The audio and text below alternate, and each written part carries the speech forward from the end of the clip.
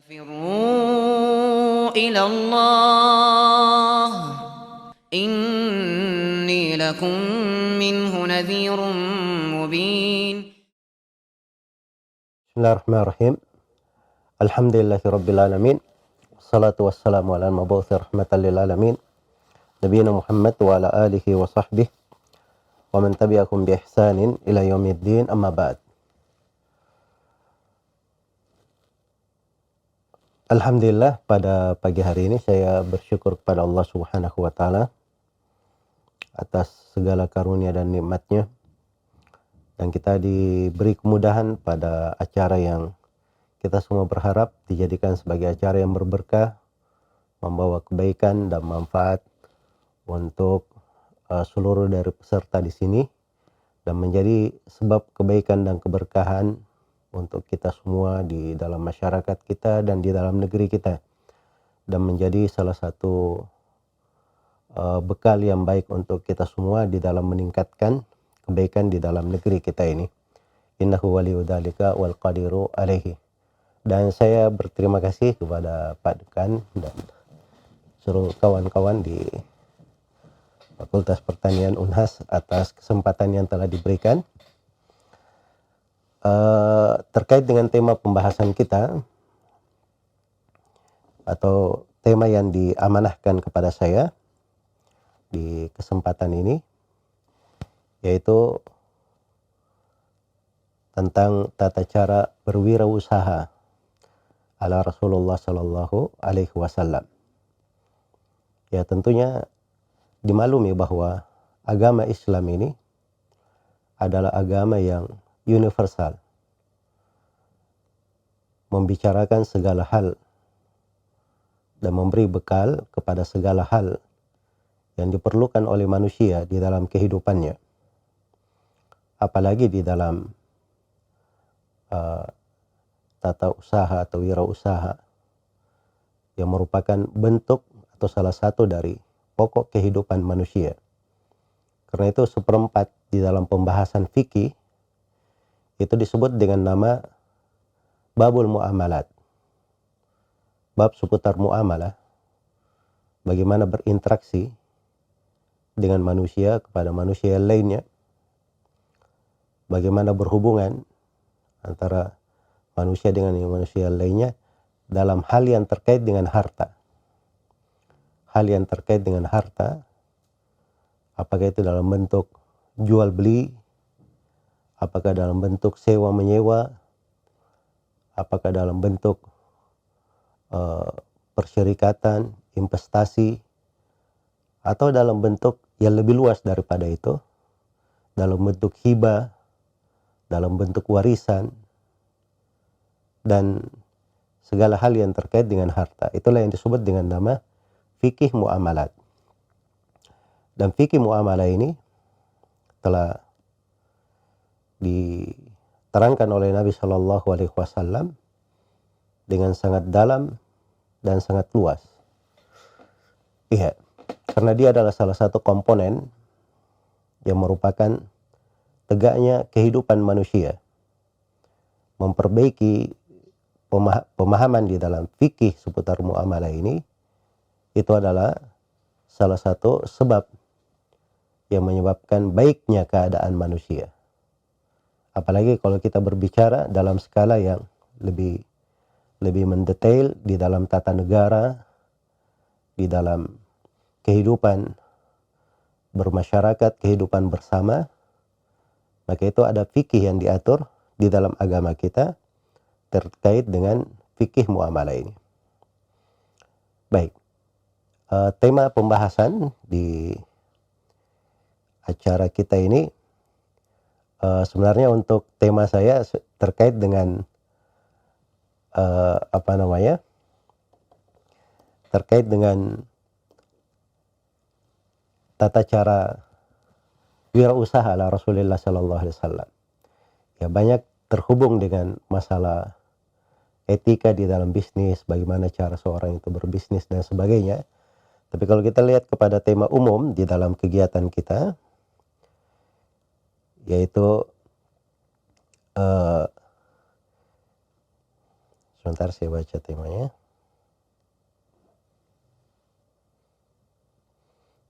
Tema umum kita Pak Moderator tadi saya lupa ini ya.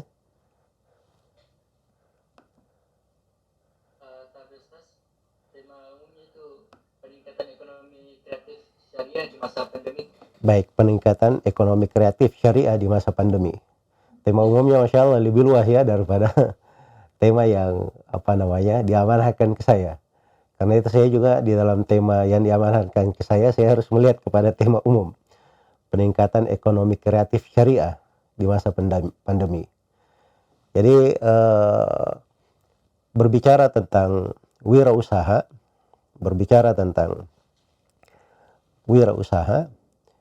ini juga kita harus mengenal sudut-sudut terkait dengan masalah perekonomian di dalam syariat Islam itu.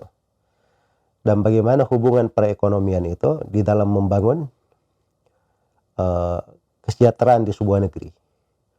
Karena itu ada baiknya di kesempatan ini, dan kita juga khususnya di masa pandemi ini, kita perlu mengetahui dasar-dasar pokok atau pijakan-pijakan seputar perekonomian Islam, yang mungkin dari dasar-dasar pokok dan pijakan-pijakan ini kita juga akan memahami bagaimana etika-etika ya, dan bagaimana berwirausaha yang dituntunkan oleh Rasulullah Sallallahu Alaihi Wasallam. Dengan itu kita juga bisa mengenal urgensi, dan saya akan memberikan beberapa hal yang mungkin bisa menggambarkan kepada kita bagaimana cara penerapan yang baik dari hal-hal tersebut. Iya. Jadi secara umum bahwa di dalam syariat ini itu telah diatur bagaimana sistem perekonomian yang baik untuk membangun sebuah masyarakat, membangun sebuah negeri.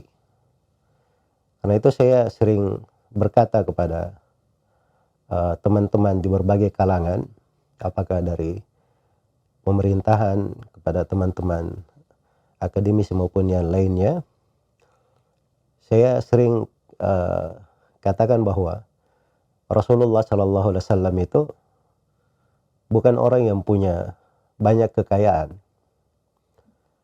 Nabi Sallallahu Alaihi Wasallam itu membangun negara Islam, membangun khilafah Islamiyah di Medina. Beliau itu berhijrah dari Mekah. Berhijrah dari Mekah itu tidak membawa harta apapun. Kampung halamannya saja beliau tinggalkan.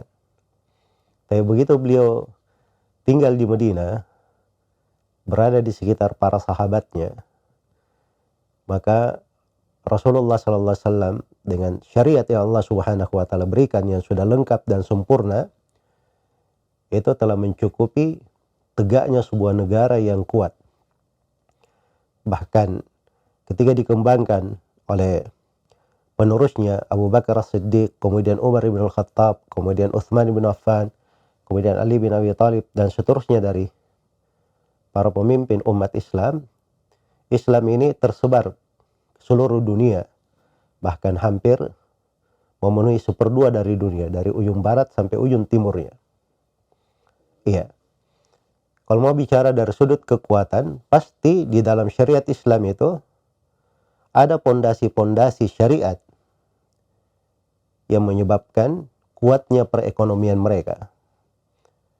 Layaknya mereka dikatakan sebagai negara yang besar, negara yang punya kekuatan, yang mampu untuk mempengaruhi dunia. Maka ini tentunya harus kita pahami bahwa pembahasan-pembahasan itu ada di dalam pembahasan-pembahasan fikih kita. Ada di dalam pembahasan-pembahasan fikih kita. Jadi pembahasan-pembahasan ini juga sudah menjadi perhatian ketika krisis Eropa kemarin. Ya, bagaimana perekonomian Eropa yang dikatakan perekonomian yang sangat hebat di dunia ambruk seperti itu. Nah, baru mereka membahas sudut-sudut perekonomian di dalam Islam. Dan sekarang di Eropa sendiri mulai dikembangkan dari perekonomian Islami yang mulai masuk ke dalam beberapa ranah, yang ranah itu sendiri kadang di sebagian negeri umat Islam sendiri sangat disayangkan, kadang belum bagus diterapkan. Iya, maka kita ketika melihat bagaimana Islam mengatur di dalam perekonomian itu sangat penting sekali untuk dipahami. Ya, sebagaimana pembahasan tentang tata cara berniaga, tata cara berwirausaha, sebagaimana yang diajarkan oleh Nabi Shallallahu Alaihi Wasallam, itu juga sangat penting. Ya, jangan sampai fakultas peternakan sudah buat program-program bagus, ya memberi bibit-bibit bagus ke masyarakat, ya begitu siap dijual ternyata ada calo-calo yang mengambil bibit-bibit itu menjatuhkan harga dari perniagaan masyarakat, akhirnya rusak dari perekonomian. Ini kan tidak ada akhlak namanya, tidak ada adab di dalam perniagaan dan bisnis yang mendukung untuk tegaknya ya kebaikan di tengah masyarakat. Maka Islam itu mengcover seluruh sudut dan seluruh sisi yang diperlukan untuk tegaknya sebuah ekonomi. Ya. Untuk tegaknya sebuah ekonomi dari A sampai Z-nya. Dan itulah kesempurnaan di dalam Islam. Karena itu Allah Subhanahu wa taala berfirman, "Al-yauma akmaltu lakum dinakum wa atmamtu 'alaikum ni'mati wa raditu lakumul Islam madina." Pada hari ini telah kusempurnakan agama kalian untuk kalian, dan telah kucukupkan nikmatku atas kalian, dan telah kuridhai Islam sebagai agama kalian. Dan Nabi Shallallahu Alaihi Wasallam telah menjelaskan bahwa segala sesuatu itu beliau ajarkan. Itu dipahami oleh para sahabat, sampai dipahami oleh orang-orang di luar Islam. Karena itu datang orang-orang Yahudi kepada Salman Al-Farisi. Mereka bertanya, "Hal allamakum rasulukum sallallahu alaihi wasallam kulla syai'in hatta al-qira'ah?" Apakah Rasul kalian mengajari kalian segala sesuatu sampai tata cara etika di dalam di dalam WC, di dalam berbersih? Ya. Maka kata Salman Al-Farisi, "Iya. Kami diajari oleh Nabi Shallallahu Alaihi Wasallam segala sesuatu sampai di dalam WC. Kami dilarang istinja menggunakan tangan kanan. Kami dilarang istinja kurang dari 3 batu. Kami dilarang istinja menggunakan tulang. Ya. Dan kotoran." Nah, itu kan etika-etika diatur oleh Nabi Shallallahu Alaihi Wasallam dalam kehidupan pribadi seseorang. Apalagi dalam hal yang merupakan kebersamaan, dalam hal yang merupakan keperluan manusia, apalagi dalam hal yang merupakan tegaknya sebuah negara. Tegaknya sebuah negara. Karena Islam ini dari dasar kaidah pokok di dalam beragama, di dalam agama Islam diatur segala syariat untuk menjaga kebersamaan. Dan di dalam syariat Islam ini dilarang banyak perkara, karena hal itu bisa mengantar kepada perpecahan, kerusakan, dan keterpurukan. Ya, maka seluruh hal-hal ini semuanya adalah pokok-pokok dan gambaran-gambaran pensyariatan di dalam Islam yang menunjukkan indahnya syariat Islam itu, termasuk di dalam sudut kehidupan di dalam berwirausaha, di dalam perekonomian, Karena itu dari ciri perekonomian Islam ini perlu saya ingatkan, dari ciri dan dasar pokok di perekonomian Islam itu dibangun di atas akidah dan keimanan. Ini sebenarnya yang membedakan antara perekonomian Islam dengan banyak sistem perekonomian yang telah gagal dilakukan oleh manusia di dunia ini. Apa mau disebut kapitalisme, disebut liberalisme, atau disebut sebagai sosialisme, ataupun sistem-sistem perekonomian yang lainnya yang telah dulu pernah dibanggakan, kemudian terlihat bagaimana kegagalannya. Di antara ciri yang membedakannya, perekonomian Islam itu dibangun di atas akidah dan keimanan. Orang yang melaksanakan perekonomian itu, orang yang melaksanakan bisnis, ada ikatan-ikatan secara akidah, secara keyakinan. Ada sudut-sudut ibadah yang diharapkan di dalam bisnisnya, di dalam kegiatan wirausaha atau di dalam sebuah kegiatan yang terkait dengan perekonomian di dalam sebuah negeri. Ada sudut ibadah yang mereka pikirkan. Iya. Karena itu ada namanya sebab-sebab keberkahan dalam rezeki. Sebab-sebab keberkahan dalam rezeki. Itu orang cari, seorang muslim cari dalam berniaga. Iya. Dan sebab-sebab keberkahan itu diatur ya, diatur. Dan terlihat. Bukan tidak kelihatan. Ya contohnya misalnya kita sekarang melihat ya, di pembahasan zakat yang merupakan salah satu unsur pendukung kekuatan ekonomi dalam sebuah negara. Di pembahasan zakat, harta apa yang dizakati? Ya, ada 4 jenis harta yang dizakati dalam syariat Islam. Yang pertama, dari mata uang, emas dan perak yang merupakan alat transaksi, ya, dan masuk di dalamnya mata uang yang sefungsi dengan emas dan perak. Ini yang dizakati yang pertama. Yang kedua adalah hewan ternak. Dan dikhususkan hewan ternak di sini 3. Kambing, yang pertama kambing, yang kedua sapi, dan yang ketiga unta. Ya. Karena 3 hewan ini Masya Allah ya, 3 hewan ini disebut hewan berberkah sebenarnya. Disebut hewan berberkah. Jadi pada hewannya saja, komoditi yang dipakai untuk bertransaksi, itu ada bentuk keberkahan Allah letakkan padanya. Iya. Nah, ini tiga jenis hewan dizakati. Karena ini dari alat transaksi, bisa dikatakan tidak kosong muka bumi ini sebuah negara pun, kecuali ada salah satu dari 3 hewan ini yang menjadi komoditi atau menjadi bagian dari harta mereka. Kemudian yang ketiga dari harta yang dizakati adalah hasil bumi. Hasil bumi yang disimpan untuk dimakan, apakah yang bisa ditimbang atau bisa dikilo. Itu dari hasil bumi namanya. Kemudian yang keempat yang dizakati itu ada namanya barang-barang perniagaan. Barang-barang perniagaan. Iya. Jadi dari 4 jenis harta ini harta yang paling banyak beredar di tengah manusia.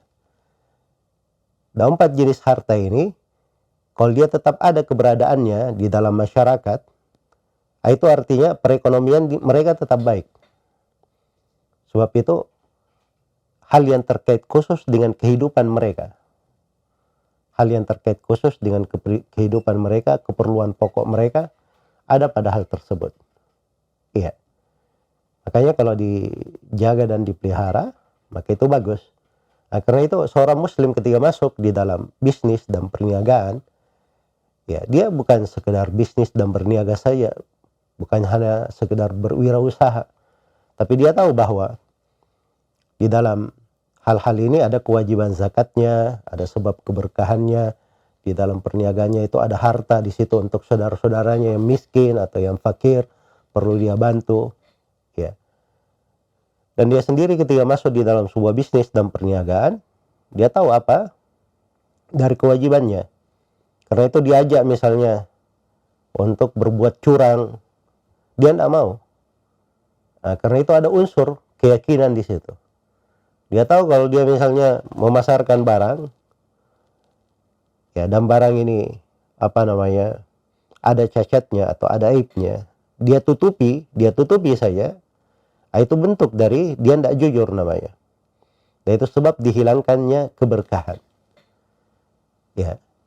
Sebab dihilangkannya keberkahan. Karena itu syah di dalam hadits riwayat Bukhari dan Muslim, Rasulullah sallallahu alaihi wasallam bersabda,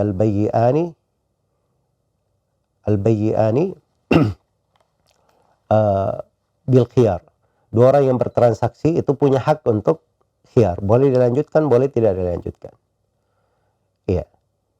Kemudian diterangkan fa in bayyana, kalau keduanya itu fa in sadaqa wa bayyana, kalau keduanya saling jujur dan menerangkan, transparan, burika lahuma fi bai'ihima, akan diberkahi jual beli mereka berdua.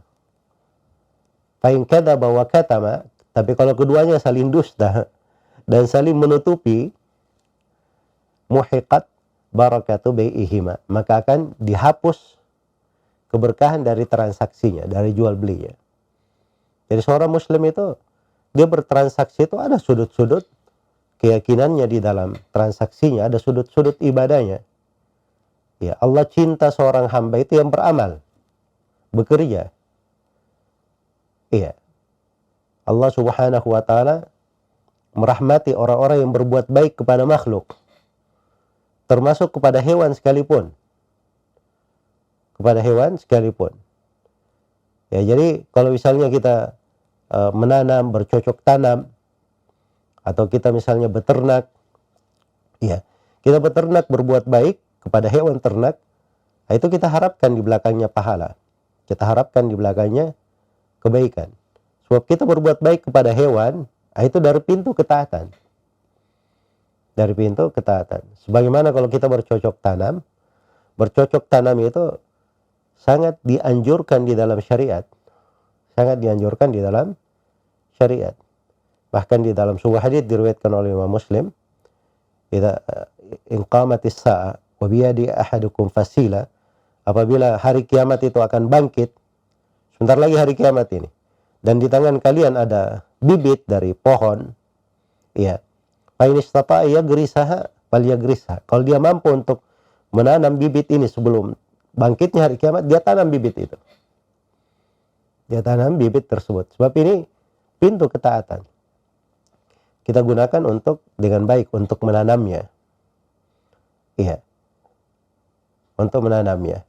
Sebagaimana kalau misalnya kita tanam dari pohon apa saja, siapapun dari hewan yang makan darinya, burung maupun yang lainnya, mengambil manfaat, maka seorang itu dapat manfaatnya. Dapat manfaatnya sampai hari kiamat. Dapat manfaatnya sampai hari kiamat. Baik. Karena itu pembahasan seputar perekonomian itu penting sekali di tengah umat Islam, sebab ada sudut-sudut akidah juga di dalamnya. Dan seperti webinar ini misalnya, diterangkan di dalamnya materi-materi agar seorang itu punya skill dan keahlian bagaimana bisa menjalankan suatu bisnis, dia memanfaatkan peluang wirausaha dengan sebaik mungkin, ya. Dengan penguasaan yang baik ini, dia bisa melakukannya secara maksimal. Dan itu sudut ibadah yang lain. Karena itu Nabi Shallallahu Alaihi Wasallam bersabda, Innallaha yuhibbu minal abd idza amila amalan ayyutkinahu. Sungguhnya Allah Subhanahu wa taala cinta dari seorang hamba kalau dia melakukan sebuah amalan, sebuah ketaatan, maka dia mutkin dalam amalan itu. Dia sangat sempurna, lengkap.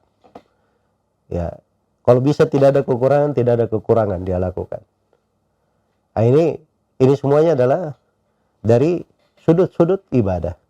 Karena itu perlu diketahui bahwa bisnis, muamalah, ekonomi di dalam syariat itu tidak lepas dari pembahasan akidah dan keimanan bagi seorang muslim.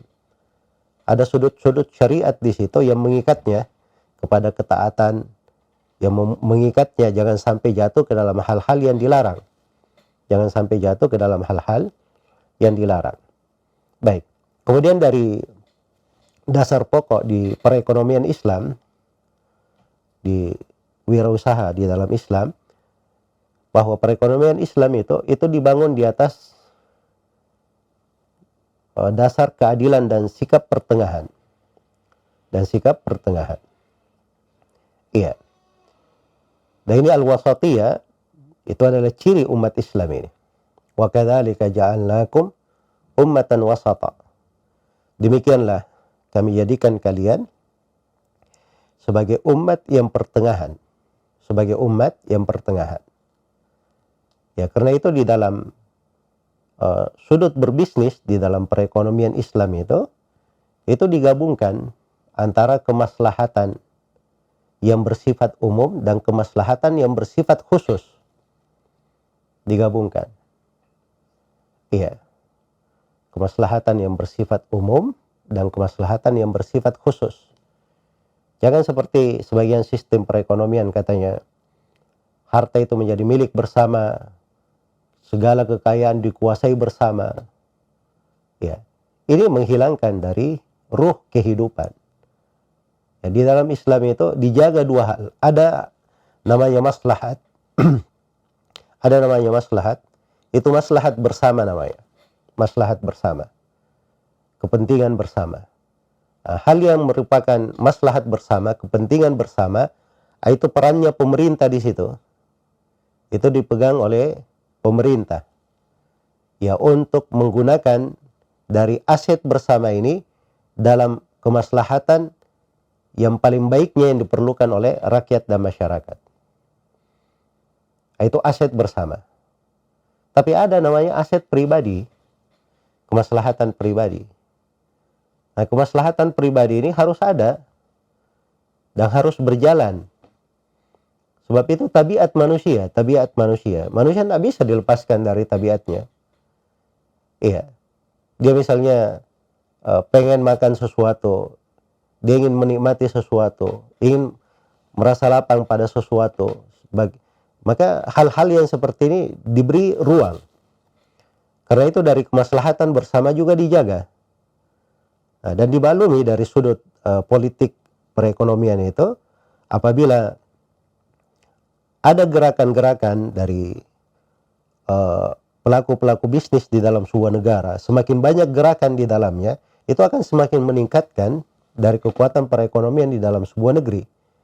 Karena itu dihargai di dalam agama kita ini bisnis-bisnis yang sifatnya maslahat khusus untuk seseorang. Jadi ada maslahat umum, ada masalah khusus, dipelihara dua-duanya. Dan ini bentuk keadilan di dalam agama. Bentuk keadilan. Iya. Ini juga bukan seperti gaya kapitalisme atau liberalisme yang berbuat bisnis dengan sesuka hatinya. Ya, mau menghabiskan, meruntuhkan satu negeri, ingin menghancurkan banyak orang, membuat manusia kesusahan, tidak peduli, yang penting dia untung. Bukan juga seperti itu. Dan juga bukan pula seperti sistem sosialisme misalnya, mereka menganggap bahwa semuanya adalah milik bersama, ya, harus dibawa penguasaan bersama. Ini juga adalah hal yang mereka sendiri yang melakukan sudut perekonomian ini tidak bisa melakukan secara keseluruhan. Ada kebijaksanaan-kebijaksanaan di negeri-negeri yang melakukan itu kebijaksanaan yang memberikan hak kepada kepemilikan secara pribadi. Ya. Karena itu tabiat pada manusia, lumrah pada manusia. Karena itu dalam syariat kita dipelihara antara dua hal. Dipelihara antara dua hal. Ya, sebagaimana di dalam syariat kita ini dijaga dari sikap dari perekonomian dalam bentuk sikap pertengahan. Sikap pertengahan, ini untuk mencegah jangan sampai terjadi kelaparan, kefakiran, keterpurukan di dalam sebuah negeri. Dan jangan sampai terjadi inflasi atau terjadi hal-hal yang bisa membahayakan sebuah perekonomian. Jadi diambil dari kadar yang pertengahan. Ya, dari kadar yang pertengahan. Di sebagian negeri Islam ada yang pernah menerapkan salah satu produk ekonomi, produk syariah ya, masuk di dalam sistem murabah. Tapi begitu dia masuk ke dalam sistem murabah, berlebihan di dalamnya, sudah keluar dari kadar wasatiyah, akhirnya menimbulkan krisis. Maka hal-hal yang seperti ini itu tidak diperbolehkan di dalam sistem perekonomian Islam, karena itu membawa kepada bahaya.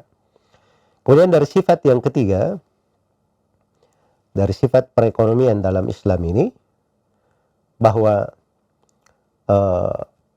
seorang yang ketiga berwirausaha atau ketika dia menjaga sistem perekonomian Islam dengan baik dan benar, maka itu artinya dia menjaga dari akhlak yang mulia, dari sifat-sifat yang mulia yang memang sudah disyariatkan dan dituntunkan atas setiap muslim dan muslimah. Ya, dan ini insyaallah ta'ala mungkin saya akan terangkan nanti sebagian dari sifat-sifat seorang pebisnis, orang yang akan berwirausaha. Ya, akhlak ini penting di dalam bermuamalah. Ketika dia berusaha, ya mengambil keuntungan, ya dia perlu lihat akhlaknya sebagai seorang muslim. Ya, diambil keuntungan untuk dirinya, tapi dia juga cinta kebaikan bagi orang lain. Cinta kebaikan untuk orang lain. Sebagaimana kita ini kalau punya harta berapapun, di dalam harta kita itu ada zakatnya. Ketika sudah mencapai harta jumlah yang banyak begitu, yang ditetapkan oleh syariat, ada zakatnya. Zakat ini diwajibkan untuk dikeluarkan, itu hak untuk saudara-saudara kita yang lain. Ya, hak untuk saudara-saudara kita yang lain. Ini akhlak dijaga di dalam berdagang dan berniaga. Sebagaimana seorang itu ketika dia berbisnis, ya dia jangan menimbulkan bahaya kepada manusia. Ya, misalnya sebuah seekor sapi misalnya, umumnya dijual oleh orang-orang misalnya 20 juta. Wah, ini dia punya teknologi di dalam peternakan, Masya Allah bagus. Dalam waktu singkat dia bisa menghasilkan sapi seperti itu, tapi dia bisa jual dengan harga 10 juta. Nah, ini kan membahayakan orang-orang yang sudah terbiasa, umumnya masyarakat menjual 20 juta, tiba-tiba dia jual 10 juta.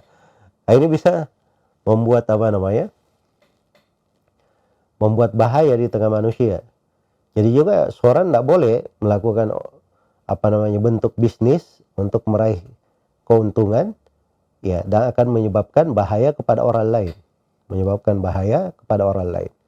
Karena itu kaidah umum di dalam syariat kita, la darar wa la dirar.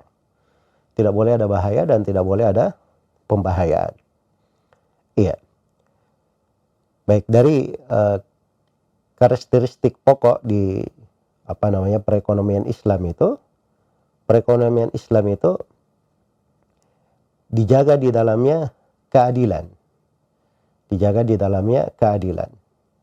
Sehingga terbentuk pada setiap orang yang masuk di dalam ranah bisnis hal yang menjaminnya di dalam berbisnis dengan baik. Iya. Walaupun misalnya kita berikan kepada para pebisnis konsep yang bagus, dia sudah bisa memilih dari jenis-jenis bisnis yang bagus, ya, cara pengembangannya yang baik, ya, tetapi kalau di tengah masyarakat itu sendiri banyak dari hal-hal yang menyebabkan terjadinya kezaliman, ya, situasi yang menyebabkan hilangnya keadilan, ini juga akan menjadi sumber masalah di dalam perekonomian. Ya, karena itu harus dijaga dari bisnis yang kita lakukan, jenis dari muamalah dan perekonomian secara umum itu harus dipelihara keadilan di dalam hal tersebut. Iya, keadilan di dalam hal tersebut. Dan dari bentuk keadilan di dalam hal itu, ya, setiap orang yang masuk di dalam ranah bisnis itu punya hak yang sama di dalam hal itu. Punya hak yang sama. Kalau misalnya ada sebuah dibuka misalnya untuk rakyat lahan, boleh untuk memiliki lahan misalnya, dengan ketentuan dan syarat-syarat. Maka siapa saja yang memenuhi ketentuan dan syarat itu boleh untuk masuk di dalamnya. Maka ini pokok sebenarnya dijaga di dalam perekonomian. Ketimpangan-ketimpangan yang terjadi itu bisa menyebabkan bahaya, bisa membahayakan dari kehidupan manusia dan bisa membahayakan dari sudut perekonomian di tengah manusia. Baik, kemudian dari karakteristik perekonomian Islam juga yang mungkin bagus saya terangkan pada kesempatan ini, bahwa di dalam perekonomian Islam itu diberi kebebasan di dalam berniaga. Tapi bukan kebebasan dengan sebebas-bebasnya, tidak ada batasannya dan tidak ada ukurannya. Kebebasan yang terikat dengan ketentuan-ketentuan syariat dan tidak melanggar syariat. Itu makna kebebasan. Iya. Karena itu terjadi dari bentuk-bentuk perekonomian, sudut-sudut perekonomian terjadi di tengah manusia, berjalan di tengah manusia, baru terjadi di masa-masa belakangan. Tidak ada dulu di masa Nabi, tidak ada di masa para sahabat, para imam empat. Ya. Mungkin di 500 tahun pertama dari umat Islam itu tidak terjadi. Baru terjadi di masa-masa belakangan. Tapi itu dibolehkan di dalam agama. Dibolehkan. Seperti misalnya berbagai bisnis yang terjadi sekarang di bidang telekomunikasi, ya, dan yang semisal dengannya di pembahasan teknologi. Ini ada di masa-masa sekarang, tidak ada di masa-masa sebelumnya. Tapi bersamaan dengan itu, tidak seorang pun dari fuqaha, ahli fikih di kalangan ulama Islam yang melarang hal tersebut. Karena itu dibolehkan masuk di dalam sudut perekonomian. Ya, tapi dibatasi pada hal yang tidak melanggar syariat. Pada hal yang tidak melanggar syariat. Ya, dan ini berbeda ya dengan sistem perekonomian kapitalisme misalnya, yang boleh semuanya tapi tanpa ada batasannya. Tanpa ada batasannya. Sampai masuk ke dalam hal-hal yang diharamkan, ya, perkara yang membahayakan, bisnis dalam minuman keras, bisnis dalam narkoba, yang bisa merusak akal dari generasi muda kita. Coba bisa dibayangkan ya, anak-anak mahasiswa kita kalau sudah mengkonsumsi obat jahat ini, itu akan terbiasa nanti otaknya itu terbiasa play, ya, terbiasa tidak mau berpikir keras, ya, tidak terlatih sebagai sebuah warga negara yang militan yang bisa membangun kebaikan dirinya, masyarakatnya, negerinya. Akhirnya apa jadinya generasi muda kita kalau terpengaruh dengan hal-hal yang seperti itu. Ini memasukkan hal tersebut sebagai bentuk-bentuk yang boleh dijadikan sebagai komoditi bisnis, itu hal yang berbahaya dalam sebuah negeri. Karena itu di dalam perekonomian Islam itu diberi kebebasan dalam bermuamalah ekonomi apa saja, tetapi pada hal yang dibolehkan oleh syariat, tidak melanggar syariat di dalam hal tersebut. Ya, tidak melanggar syariat di dalam hal tersebut. Baik. Kemudian dari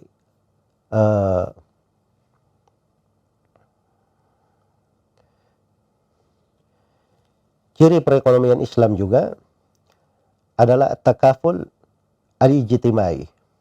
Iya. Di dalam perekonomian Islam itu dijaga dan dijamin kemaslahatan untuk semuanya. Dijamin kesejahteraan untuk semuanya. Itu takaful Islami namanya. Takaful Islami. Ya, karena itu sebenarnya di dalam ilmu perekonomian kita, di kondisi apapun sebuah negeri, ya namanya ujian dan cobaan itu pasti ada ujian dan cobaan. Dan sebuah negeri itu pasti ada ujian dan cobaannya. Nah, mungkin tidak ada ujian dan cobaannya. Ya, jangankan kita, di masa Rasulullah saja ada ujian, di masa para sahabat saja ada ujian. Ujian dan cobaan itu ada. Iya. Dimaklumi dulu ya bagaimana ketika Nabi SAW awal kali menyebarkan Islam di Mekah, diboikot beliau, di shape Bani Amir bersama para sahabat. Sehingga banyak terjadi kelaparan. Nah, itu karena terjadi ujian dan cobaan. Iya. Sebagaimana terjadi di masa Umar bin Khattab radhiyallahu taala anhu, wabah di Syam, yang wabah ini memberi dampak yang luar biasa di dalam perekonomian. Ya, hal-hal yang seperti itu ujian dan cobaan.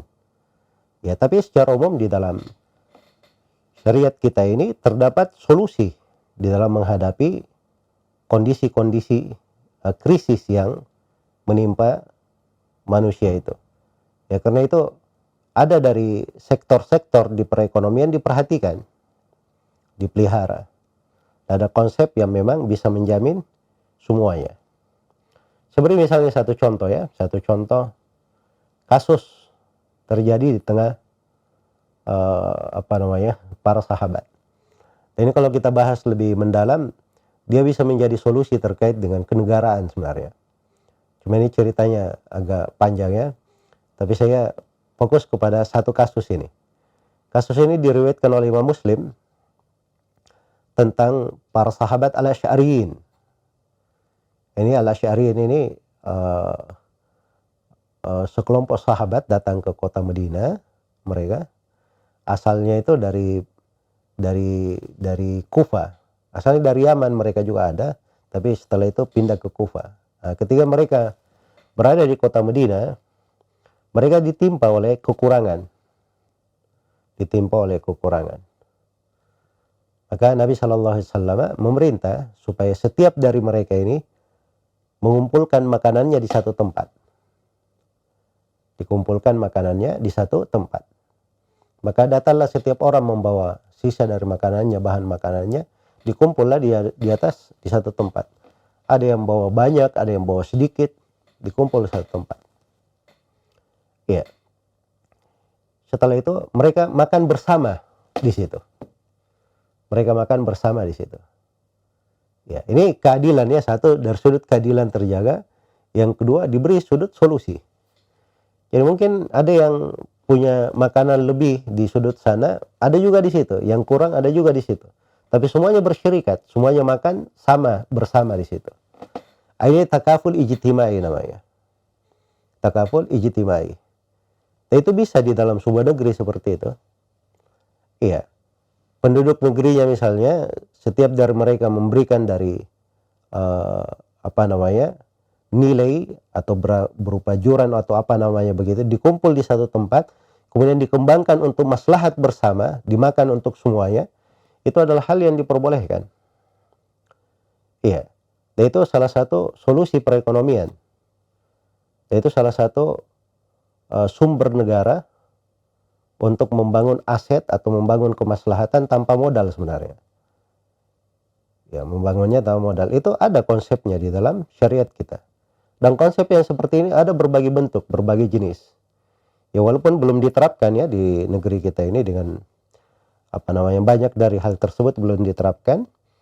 Ya, andai kata dari perkara-perkara yang seperti ini atau yang semisal dengannya itu diperhatikan dengan baik, dipelajari dengan seksama, maka itu akan memberikan solusi-solusi yang mendalam. Solusi-solusi yang mendalam di dalam menjamin kebersamaan. Ya, kita tidak usah jauh-jauh ya, misalnya di kampus Unhas saja misalnya. Ini kalau misalnya ada kebijaksanaan dari Pak Rektor, ya, agar supaya semua yang terkait dengan di kampus, apakah dosennya atau pegawainya atau yang semisal dengannya, mereka semuanya bersepakat untuk membangun bisnis bersama. Misalnya diberi nilai nominal, anggaplah setiap orang ambil 100.000 misalnya, dipotong dari setiap bulan gajinya 100.000. Ya, dikumpulkan di sebuah wadah. Yang wadah ini hanya mengelola aset, hanya bermain di ranah yang memang betul-betul menguntungkan. Apakah di sektor peternakan atau di sektor pertanian atau yang lainnya. Ya, Unhas kan keahliannya banyak sekali ya, berkumpul orang-orang ahli di situ. Ya, masuk ke sektor yang sangat menghasilkan. Ya, dan umumnya di kondisi yang seperti ini, kita itu banyaknya main di sektor real, bukan di sektor di sektor keuangan. Ya, banyak mainnya itu di sektor real. Karena di sektor real itu di kondisi apabila misalnya terjadi krisis di sebuah negeri, ya pada main di sektor real itu biasanya menjamin negeri ini tetap akses. Ya. Karena komoditi perniagaan ada, terus berputar, dikelola. Jadi kalau itu diterapkan misalnya sudah menjadi sumber ada suatu bisnis yang bagus, diambil dari tabungan tadi itu yang dipungut dari setiap orang itu, dipungut, diambil, digunakan ke situ, menghasilkan dengan hasil yang besar, kemudian dibagikan ya merata misalnya setiap bulannya atau dibagikan sesuai dengan keperluan. Misalnya siapa yang sakit boleh mengambil dari situ, siapa sesuai dengan kesepakatan yang disepakati, maka itu boleh saja. Itu boleh saja. Itu salah satu hal yang sangat mendukung sekali. Ya, karena dimaklumi ya di masa seperti ini, ya permodalan itu Permodalan itu agak berat. Permodalan agak berat. Karena itu kita harus cari solusi-solusi permodalan yang lain yang dengannya bisa mengembangkan. Dan itu mungkin salah satu gambaran saya ya. Mungkin seperti itu mungkin bermanfaat, dan ini masuk di dalam konsep takaful ijtimai yang saya sebutkan tadi, yang merupakan salah satu karakteristik dari perekonomian Islam itu. Iya, salah satu karakteristik dari perekonomian Islam itu. Baik, jadi dari apa yang saya jelaskan tadi, itu sudah kelihatan bahwa sudut bisnis di dalam agama kita ini, itu tidak terkait dengan bicara masalah barang saja, untung saja. Tidak. Tapi ada keterkaitannya dengan barang, dengan keuntungan, ada keterkaitannya juga dengan ruh kita. Ya, dengan keimanan kita, dengan akidah kita. Ada kaitannya. Ya. Kemudian di dalam sudut perekonomian Islam itu, apa yang dicari itu bukan sekedar kemapanan saja. Bukan hanya sekedar seorang itu meraih misalnya peringkat pertama dalam ekonomi dunia saja. Bukan hanya itu yang dicari. Tapi dalam perekonomian Islam itu dicari juga ketentraman masyarakat, kenikmatan hidupnya, keberkahan hidup. Karena dengan sistem perniagaan yang dilakukan, sebagaimana anjuran dari Rasulullah SAW, itu akan membawa mereka kepada kebaikan. Iya. Itulah yang akan membimbing kepada jalan yang lurus. Dan itu yang akan memberikan untuk seorang hamba ya semangat di dalam hidupnya, semangat di dalam bermuamalah, semangat dalam berwirausaha. Kan kita selama ini kalau mungkin berwirausaha dan berbisnis ya, mungkin pikirannya ini kan untung saja, pekerjaan dunia, ya, atau yang semisal dengan itu. Tapi ternyata sebenarnya ada dari sudut-sudut ibadah, ada hal yang rupanya terkait dengan keimanan, ya, terkait dengan ketaatan. Nah, inilah yang perlu kita mempelajarinya. Kita perlu mempelajarinya. Karena itu dari bentuk bisnis atau Rasulullah SAW ketika mengajarkan, mencontohkan kepada para sahabatnya dan mendidik mereka dengan fikih bagaimana berinteraksi, bermuamalah dengan manusia dengan hal yang baik, maka beliau mencontohkan segala hal yang diperlukan. Beliau berikan dari sifat-sifat yang diperlukan di dalam perniagaan. Misalnya di dalam sebuah hadits yang diriwayatkan oleh Abu Ya'la Ad-Darimi, At-Tirmidzi dan selainnya, dari Abu Sa'id Al-Khudri radhiyallahu taala anhu, Nabi sallallahu alaihi wasallam bersabda, "At-tajirus saduqul amin ma'an nabiyyin was-siddiqin wasyuhada." Seorang pebisnis yang jujur lagi terpercaya, dia akan bersama para nabi, para siddiq, dan para syuhada, orang-orang yang mati syahid. Iya. Ini mungkin ada yang bertanya, Masya Allah ini, jadi pebisnis tapi bisa bersama nabi, para siddiq, dan syuhada. Tinggi sekali kedudukannya. Ya. Inilah yang tadi saya jelaskan ya, bahwa di sudut perekonomian itu, kalau kita lihat masuk di dalam niatnya, apa yang dia masuk di situ. Semakin dia bermanfaat bagi manusia, semakin dia membawa keberkahan untuk orang-orang, dia membawa keberkahan untuk negerinya, untuk bumi yang dia pijak, untuk manusia yang berada di sekitarnya, itu akan semakin banyak kebaikannya. Akan semakin banyak kebaikannya. Iya. Karena itu sifatnya disebut di sini 3 ya. Disebut 3. Di sebagian riwayat disebut 4 sifat. At-tajir, dia seorang pebisnis, tajir. Sifat yang kedua soduk, dia ini jujur. Ya, jujur. Jadi kalau diminta sesuatu dia terangkan semuanya. Dia terangkan. Dia jujur.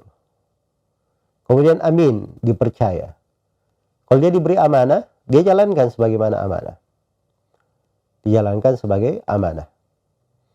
Nah, ini pebisnis seperti itu. Sebab orang berbisnis itu ada yang berbisnis dengan dirinya sendiri, ada yang berbisnis bersyirikat dengan orang lain. Bersyirikat dengan orang lain. Iya. Bisnis itu ada yang dengan dia pakai modal sendiri, ada yang dia bisnis pakai modal orang lain, ada yang bisnis dia tanpa modal uang tapi dengan modal tenaga. Modal tenaga dan pikiran. Beraneka ragam bentuk bisnis. Tapi yang diperlukan kejujuran dan dia amanah. Dia amanah. Ya, kalau di riwayat lain dia seorang muslim. Ya. Bagus keislamannya. Sebab ini mendukung dia di dalam bisnis itu. Maka disebutkan dia bersama Nabi, para siddiq dan para syuhada. Bersama Nabi, para siddiq dan syuhada. Iya.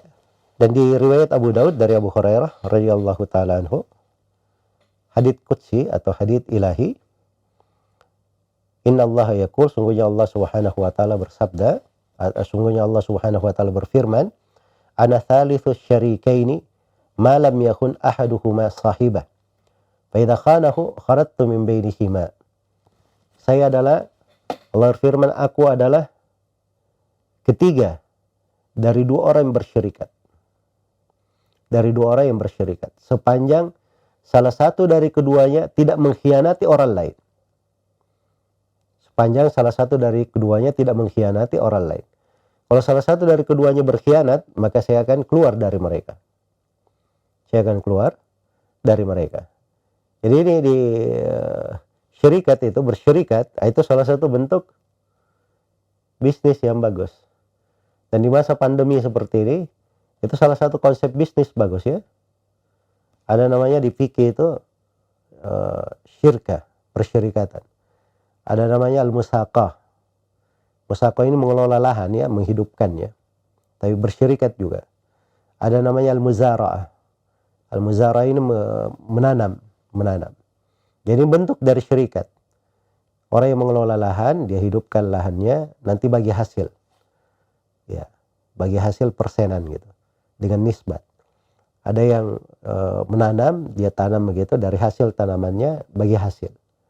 Nah, kalau syarikat itu lebih luas cakupannya. Bisa syarikat dengan harta, dengan modal saja. Bisa syarikat dengan tenaga. Misalnya 5 orang sama-sama masuk ke hutan untuk cari kayu bakar. Nanti hasil kayu bakar itu dikumpul bersama, kemudian dijual, dibagi berlima. Nah, itu syarikat, nggak ada masalah. Syarikat dengan badan namanya. Ada syarikat dengan dengan kedudukannya atau dengan namanya, wibawanya di tengah manusia. Jadi dia mungkin tidak ada modal duit, tidak modal tenaga, tapi karena dia berada di situ, orang percaya bisnis dia. Orang percaya bisnis mereka. Karena kepercayaan pada orang itu. Ini namanya modal apa? Modal wibawa. Iya. Dan kadang berkumpul di dalam bisnis seluruh hal tersebut dan saling bersyirikat manusia. Itu dibolehkan dalam hal itu. Ini sudut bagus ya di dalam, apalagi khususnya di masa pandemi, bisa dikembangkan hal-hal yang seperti itu. Dan saya dengarkan dari program di kawan-kawan, banyak program yang bagus ya. Di dalam membangun bisnis yang seperti ini, berhubungan juga kepada masyarakat, kadang menitip bibit-bibit yang hewan-hewan ternak misalnya dititip ke masyarakat, kemudian terjadi bagi hasil dan sebagainya. Nah, itu salah satu konsep yang sangat bagus. Nah, itu mendasar sekali di dalam membangun perekonomian. Ya, karena di masa krisis, khususnya di masa krisis, itu masuk ke sektor real itu sangat penting sekali. Masuk ke sektor real itu sangat penting. Jadi masuk langsung ke sudut bisnisnya. Iya. Karena itu kata sebagian tokoh negara kita ini, ketika ditanya sebagian kasus, ya dia bilang santai saja, sepanjang Tanah Abang itu masih akses masih lancar, Indonesia ini masih aman. Nah, itu salah satu indikasi ya, indikasi. Sebab kalau misalnya sebuah pasar negeri itu masih akses, itu artinya masih bagus itu, masih berjalan. Dan itu benar ya, karena tidak bisa dipungkiri ya bahwa sudut faktor politik itu salah satu hal yang sangat menentukan keberhasilan dan kesuksesan sebuah negeri. Tapi kalau misalnya faktor politiknya tidak mendukung, sepanjang di dalam negeri itu sudut realnya bagus, ya hal-hal yang terkait dengan keperluan pokok berjalan, bisnis keperluan pokok itu berjalan dengan baik di tengah masyarakat, maka itu akan tetap membuat masyarakat itu aman dan stabil. Ya, kalaupun ada masalah di di sudut politiknya itu tidak terlalu berpengaruh. Ya, tapi memang di sudut politik itu sangat penting sekali. Karena itu saya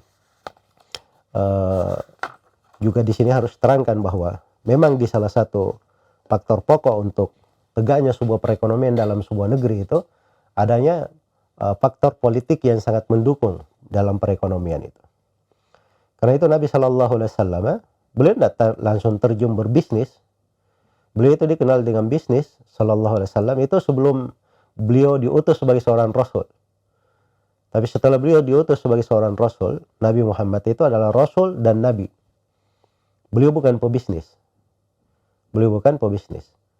Walaupun ada beliau lakukan bentuk transaksi ya, dalam skala sempit untuk diri beliau atau untuk untuk kemaslahatan umat Islam, ya, dan itu dicatat. Tapi beliau sendiri sudah memberikan tuntunan lengkap di dalam berbisnis. Nah, ini tuntunannya ini, itulah fungsi beliau sebagai Nabi dan Rasul.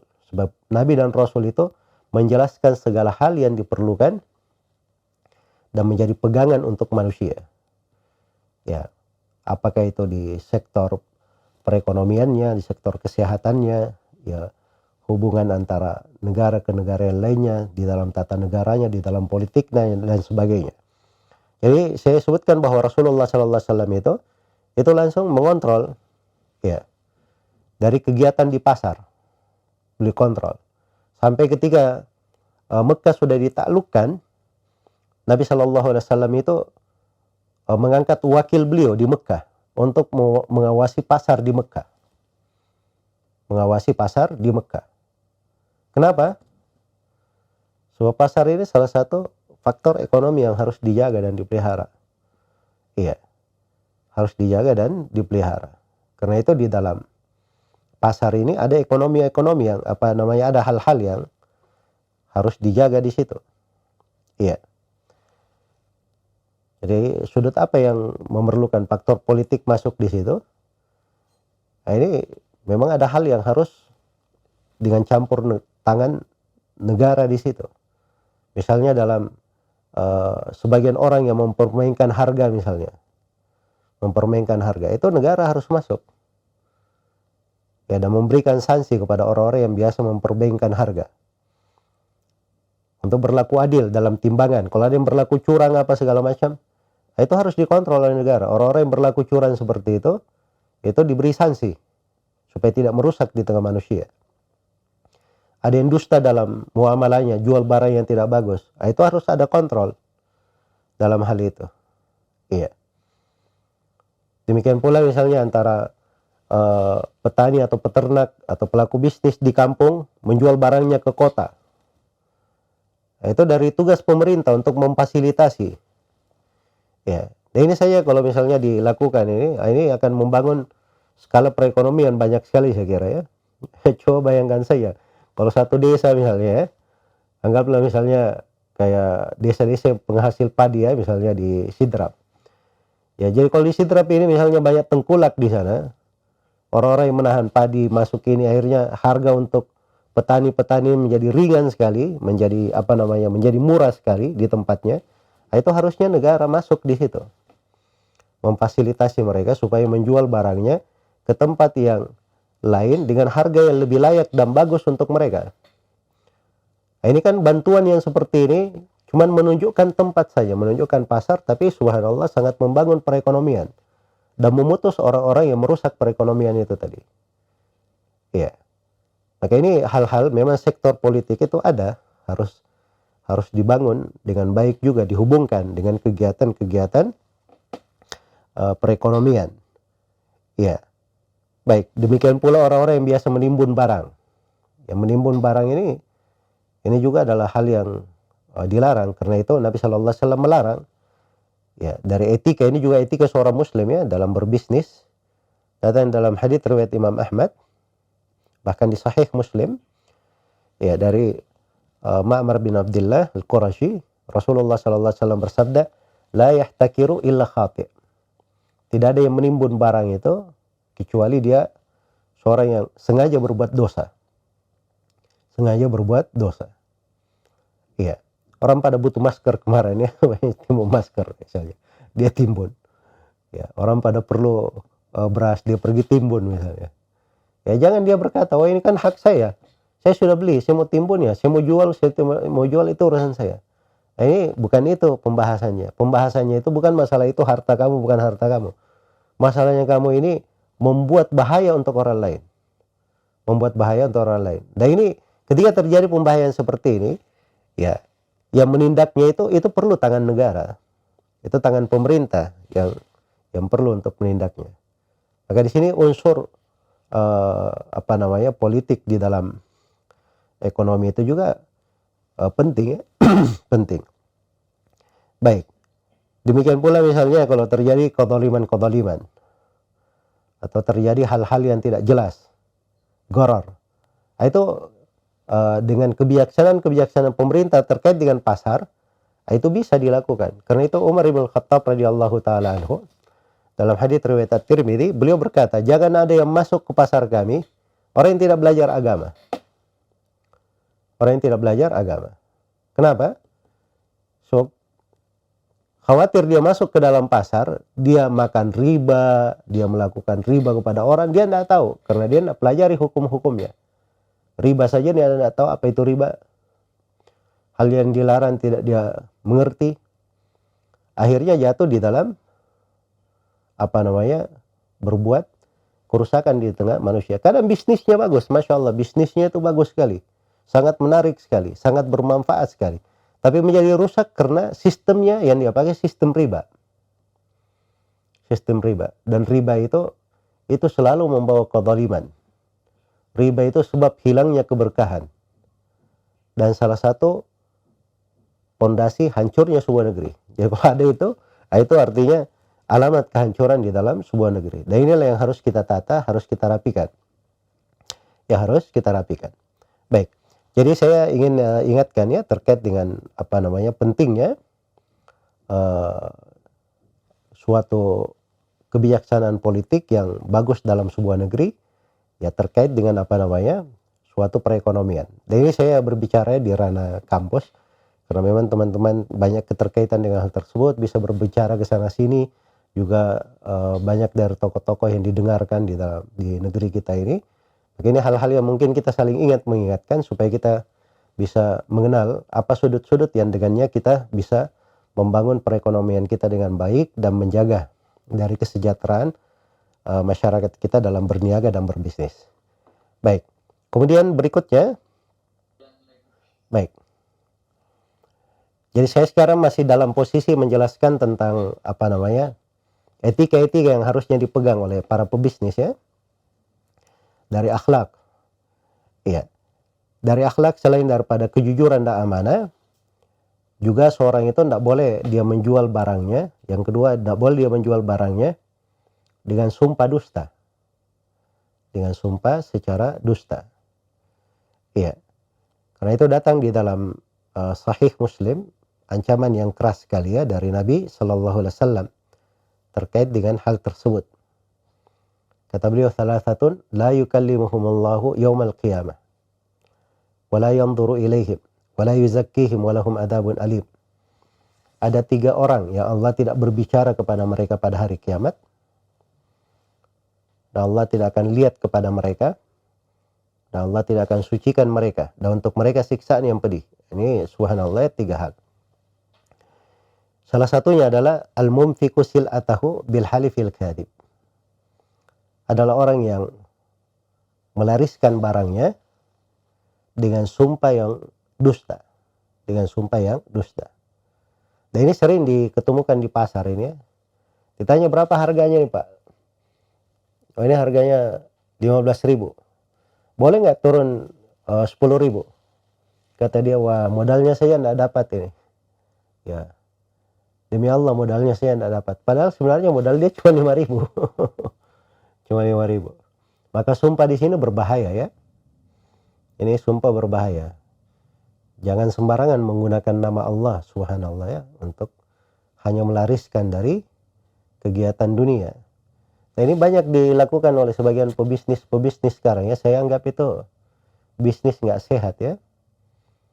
Hal yang nggak bagus. Misalnya jual air di ruqyah. Ini katanya air ruqyah ini. Airnya sudah di ruqyah. Nah itu selain daripada hal yang tidak disyariatkan, ya ini juga masuk di dalam kategori bisnis yang tidak sehat. Dan seperti itu. Iya. Jadi jangan menjual sesuatu itu dengan nama Allah, ayat-ayat Allah, ya, dan maksudnya hanya sekedar masuk di dalam apa? Bisnis. Itu adalah hal yang tidak baik. Iya. Karena itu disebutkan di pembahasan etika seorang hakim yang sudah punya kedudukan di tengah manusia. Dia itu ketika belanja di tengah manusia, belanja di tengah orang-orang, dia belanja yang wajar saja sebagaimana umumnya manusia. Dan dia tidak boleh mengambil diskon-diskon. Oh ini ketika dilihat, oh ini Pak Hakim ini, berapa harga ayam ini? Harga ayamnya 60.000, ambil 30.000 aja Pak Hakim, nggak apa-apa. Nah, tidak boleh seperti itu. Ya kalau dia hakim misalnya, seorang qadhi di pengadilan, ya dia tidak boleh seperti itu. Dia harus membeli sebagaimana umumnya orang. Ya.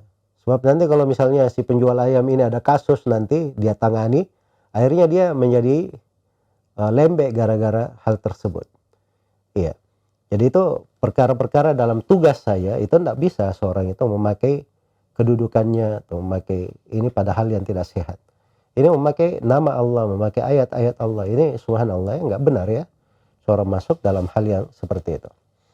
Baik. Jadi seorang itu berlaku jujur ketika dia bertransaksi.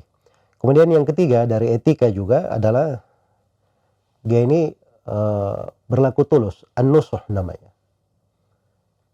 Tulus dalam menasihati, tulus di dalam mengarahkan, tulus di dalam mengarahkan. Ya, dan itu sifat seorang muslim. Ya, karena itu Nabi SAW bersabda, "Man ghasyana falaysa minna." Siapa yang menipu kami, dia bukan termasuk dari kami umat Islam. Ini ancaman tegas ya dari Rasulullah SAW. Jadi yang menipu kami bukan termasuk dari kami. Jadi kalau dia ditanya misalnya mana barang yang paling bagus, barang yang di tangannya bukan yang paling bagus, dia bilang ini barang saya begini. Ada yang paling bagusnya, dia di sana. Dia tunjukkan orang. Tidak boleh dia katakan, oh ini barangku yang paling bagus. Padahal dia tahu ada yang lebih bagus daripada itu. Maka seorang pedagang itu dia harus punya nus. Ya. Kalau memang barangnya kualitas kedua, dia bilang barang saya ini kualitas kedua. Barang saya kualitas kedua. Dan itu orang akan simpatik ya dengan orang-orang yang seperti itu. Dan itu keberkahan subhanallah. Allah letakkan pada orang-orang. Kadang dia dengan gayanya yang seperti itu, dengan caranya yang seperti itu, akhirnya dia lebih banyak lagi diminati oleh manusia, lebih banyak disenangi di dalam berbisnis karena kejujurannya. Dia dikenal sebagai orang yang jujur. Iya. Baik, jadi ini namanya an-nush. Dia memberi wejangan ketulusan di dalam hal tersebut, memberi ketulusan. Kata Nabi SAW dalam hadits riwayat Muslim dari Jarir bin Abdullah, bay'atu Rasulullah SAW ala sam'i wa ta'ah. Ya, saya membaiat Nabi SAW untuk mendengar dan taat kepada pemerintah. Kemudian Nabi membisikkan kepada Jarir, kamu tambah bimastata'tu, pada apa yang saya mampu. Dan tambah lagi, wa nushi likulli muslim, dan saya membaiat untuk menasihati setiap muslim. Nah, itu namanya ketulusan. Itu kalau bahasa Arabnya an-nasiha. Bahasa Arabnya itu an-nasiha, nasihat. Tapi kalau nasihat bahasa Indonesia kita itu agak sempit ya. Ada orang salah dinasihati, kurang bagus misalnya dinasihati, atau dia kurang becus dinasihati. Dari kurang atau dari salah dinasihati. Kalau ketulusan itu lebih luas. An-nusuh itu dari kata misalnya orang Arab berkata nasahtul asal, madunya saya nasihati. Apa artinya madunya saya nasihati? Artinya madu ini dibersihkan dengan sebersih-bersihnya sampai menjadi madu murni, tidak ada lagi dari sarannya di situ, saran madunya melekat menjadi madu murni. Nah, itu an-nusuh namanya. Jadi dia kedepankan sesuatu itu yang paling bagusnya, yang paling baiknya, yang paling baiknya. Nah, sama kalau dia menjual barang, ya dia tunjukkan orang yang paling baiknya di dalam hal tersebut. Ya, ketika misalnya dia masuk ke dalam sektor lebih daripada itu, misalnya di pertanian, ya dia melakukan hal yang sama. Ketika dia menanam tani, dia akad dengan orang, dari nusuh dia tunjukkan, ini caranya begini Pak, ada kekurangan. Kayaknya Bapak harus beli pupuk ini supaya ini hasilnya lebih bagus. Dia tunjukkan orangnya. Dia berusaha melakukan hal yang terbaik. Sama kalau di sudah join misalnya bisnis dalam peternakan, dia tunjukkan bahwa ini ada masalah di sini. Tolong kami ditangani masalah ini agar supaya bisnisnya berjalan dengan bagus. Ini kan nusuh, bagus dari sifat seorang muslim. Kemudian dari sifat lain juga, tadi saya sudah terangkan tentang tidak bolehnya menipu, tidak bolehnya menimbun barang. Ya, dan di antara hal yang tidak boleh juga itu at-tatfif, berlaku curang. Berlaku curang. Ya, kalau dia menimbang atau dia menakar untuk orang, ya, ada masalah di dalam timbangan dan takarannya. Nah, itu yang dicela di dalam Al-Quran. Wailul lil mutaffifin alladzina idza iktalu 'alan nasi yastawfun wa idza kaluhum aw wazanuhum yukhsirun. Celakalah para al-mutaffifin. Siapa al-mutaffifin ini? Yaitu orang-orang yang apabila melakukan kail terhadap manusia, maka dia lengkap di dalamnya. Ketika melakukan minta supaya dia yang beli misalnya, dia beli, minta timbangannya harus bagus, takarannya harus pas. Tapi giliran orang beli dari dia, dia berlaku curang. Berlaku curang. Ini tatfif namanya. Ini tatfif. Nah, ini masalah yang dihadapi banyak orang. Kalau kita pergi ke orang belanja, Masya Allah, menawar itu jago sekali. Tawar sampai tajam, ya tawarannya. Ya. Begitu ditimbang, ditakar, dia perhatikan baik-baik timbangannya, takarannya. Tapi giliran orang yang beli sama dia tidak perhatikan hal itu. Dia tidak perhatikan. Nah, ini bukan akhlaknya umat Islam. Dan ini dia diancam di sini ya, wailun, celakalah untuk al-mutaffifin yang seperti ini. Itu didoakan kecelakaan. Ya, demikian pula dari hal yang dilarang, dari akhlak seorang pebisnis muslim, tidak boleh dia bermuamalah dengan orang-orang dengan muamalah riba. Tidak boleh dia bermuamalah dengan muamalah riba. Ya, karena muamalah riba ini sebab kehancuran. Yamhaqullahu riba wa yurbis sadaqat. Allah menghilangkan keberkahan riba itu. Adapun sedekah sebaliknya Allah kembangkan dari sedekah itu. Dan Allah ingatkan wallahu la yuhibbu kulla kaffarin athim. Allah tidak menyenangi setiap orang yang kafir lagi berdosa. Jadi pemakan riba disebut kafir, disebut berdosa. Dan kafir yang dimaksud di sini, ini kafir tidak mengeluarkan dari Islam, tapi karena dahsyatnya dosa itu disebut dengan kata kafir. Ya.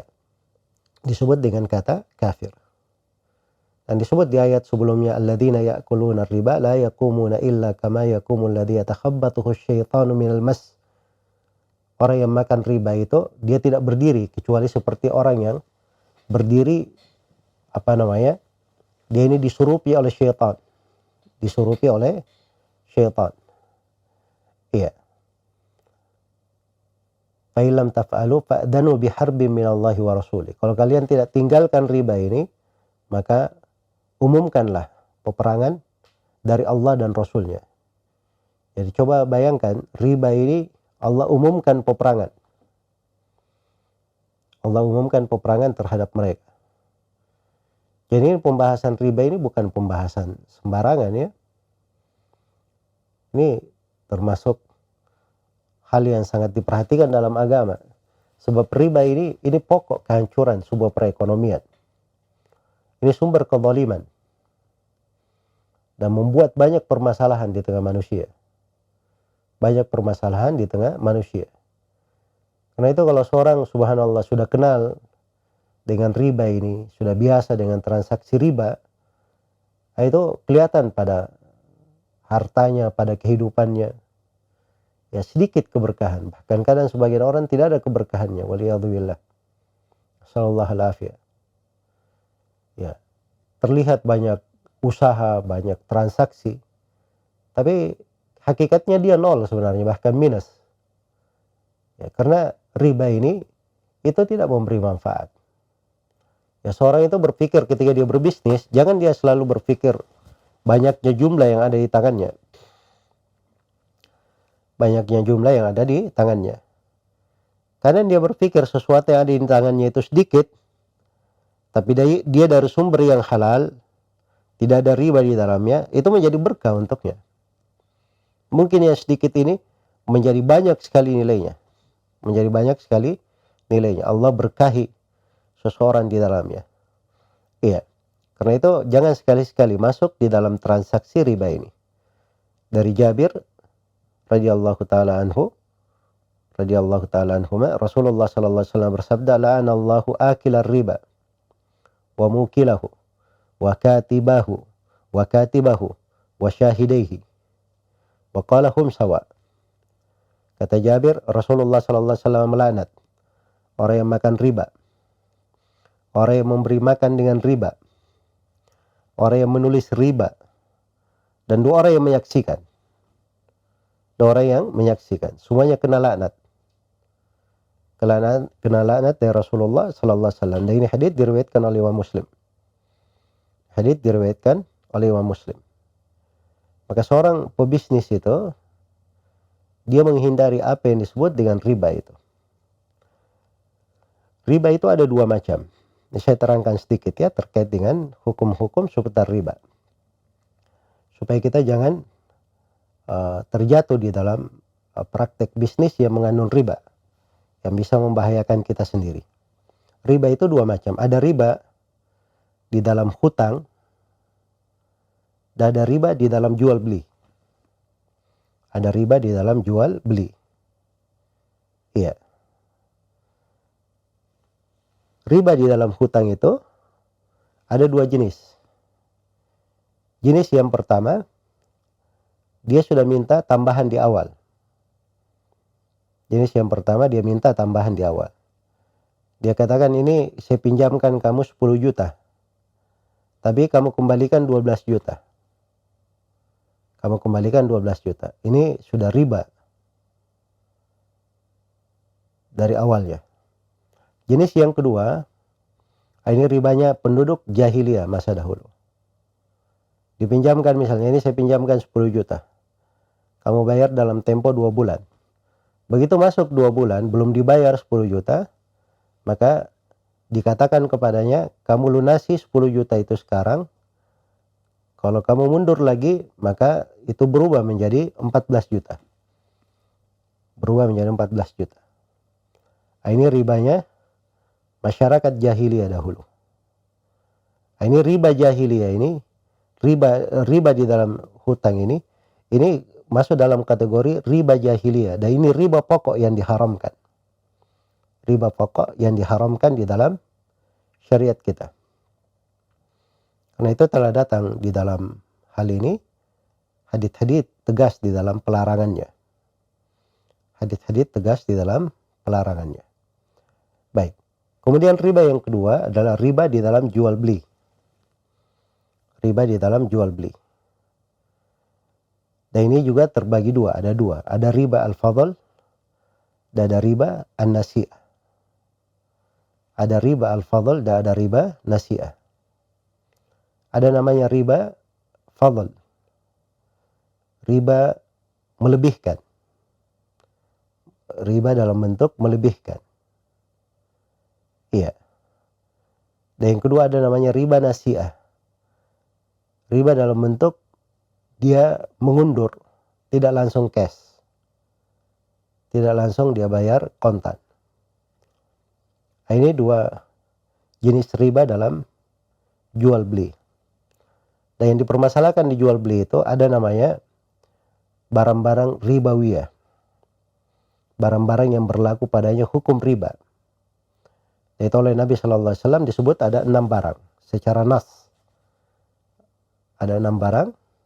Yang pertama emas, yang kedua perak, yang ketiga gandum, albur, yang ketiga sakhir, jelai, yang keempat korma, ya ada gandum, kemudian korma yang keempat, kemudian yang kelima garam, iya,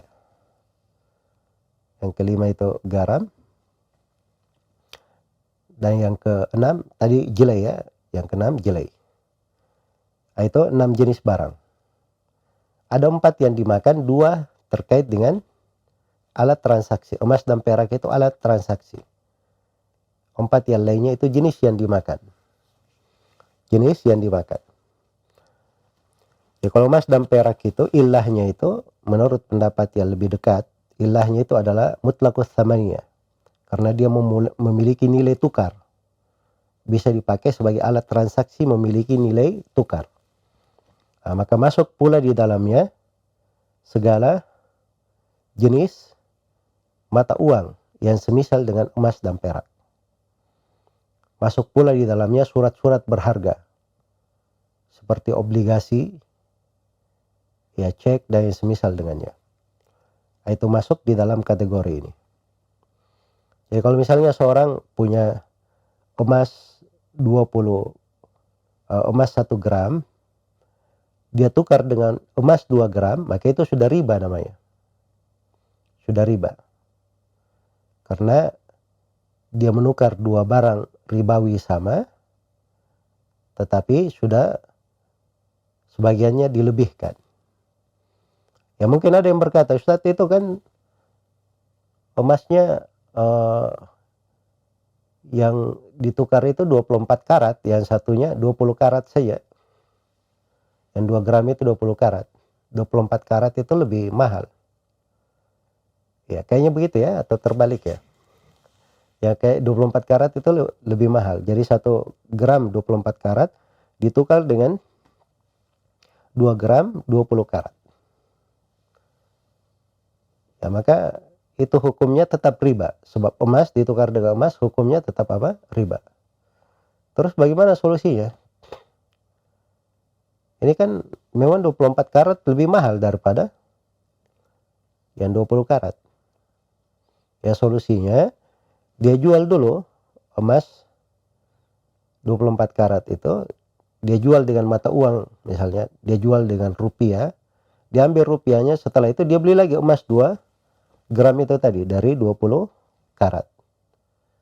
Nah, itu solusi syar'inya di dalam hal tersebut. Nah, ini karena riba ini itu tidak boleh ya. Pembahasan riba kalau sudah masuk ke dalam 6 jenis barang itu tadi, atau apa yang semisal dengannya, yang dikiaskan dengannya, itu tidak boleh terjadi penukaran kecuali dengan 2 syarat. Ya kalau dia sejenis dan seilah harus ada 2 syarat. Syarat yang pertama harus sama nilainya, tidak boleh dilebihkan. Kemudian syarat yang kedua harus cash, kontan, saling pegang. Harus saling pegang. Nah, kalau terpenuhi 2 syarat ini, baru dia benar. Baru dia benar transaksinya. Iya. Jadi ini barang yang disebut dengan nama barang ribawi. Nah, itu disebut riba al-fadl. Kalau riba nasi'ah, misalnya saya punya duit rupiah. Saya pergi ke money changer saya, kemudian saya beli dolar. Ya, ada dolar Pak, jual, saya perlu 1.000 dolar. Kata money changernya nggak ada 1.000 sekarang. Kami siapkan, besok Bapak datang ambil. Ya baik, saya bayar sekarang, besok saya ambil. Ya saya bayarlah $1.000, terus besok saya ambil. Ini hukumnya tidak diperbolehkan, bentuk seperti ini. Karena dia tidak saling cash, tidak saling pegang. Harusnya ketika saya ambil, saya bayar $1.000 itu, langsung saya terima fisik $1.000. Saya ambil fisik $1.000, saya serahkan duit saya dalam bentuk rupiah. Nah, harusnya seperti itu, bentuk transaksinya. Kalau tidak, dia masuk ke dalam riba nasi'ah. Masuk ke dalam riba nasi'ah.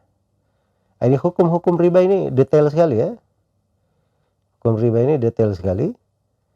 Tidak boleh terjadi hal yang seperti itu. Kenapa? Itu keindahan syariat di dalam hal itu.